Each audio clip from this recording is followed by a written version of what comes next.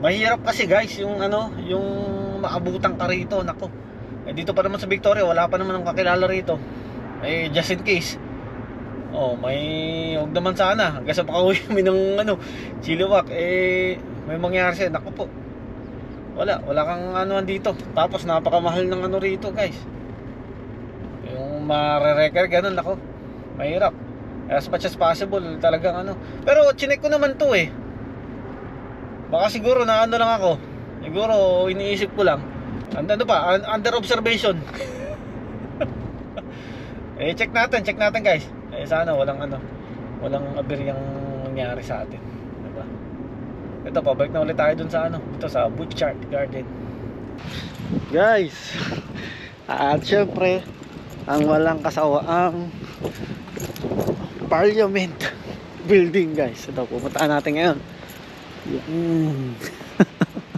Guys, pasensya na kayo kung ano kung talagang madalas dinadala ko kayo rito sa ano na to, sa lugar na to, no? Sabi ko nga sa inyo nung nakarang vlog natin, talagang ako hindi ko pagsasawaan ang lugar na to, lalo itong Victoria, kasi sobrang ganda talaga, guys. Sobrang ganda, no?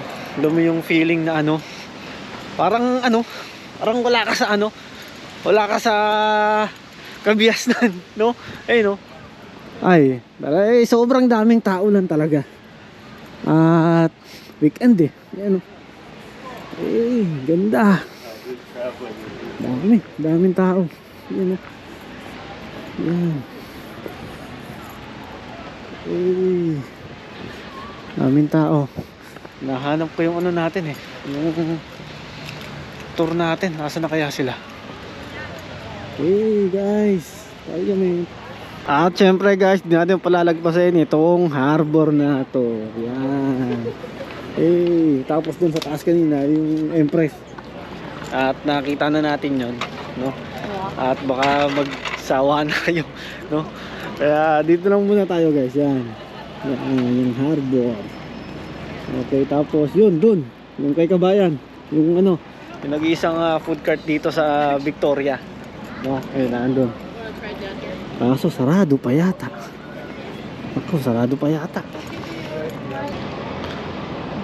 Ayun guys, yung gusto kong i-try, yung harbor niyan, yung harbor tours na yan. Yan, yung ganyan. Kasi dadaling kanyan doon sa na yun, sa lugar doon. Parang yan yating tax rito no?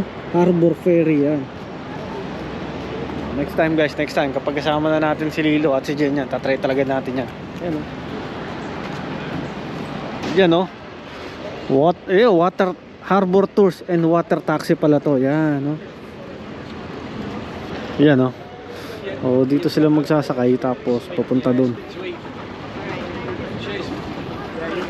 Ito, naghihintay pa ng pasahero to. Punuan.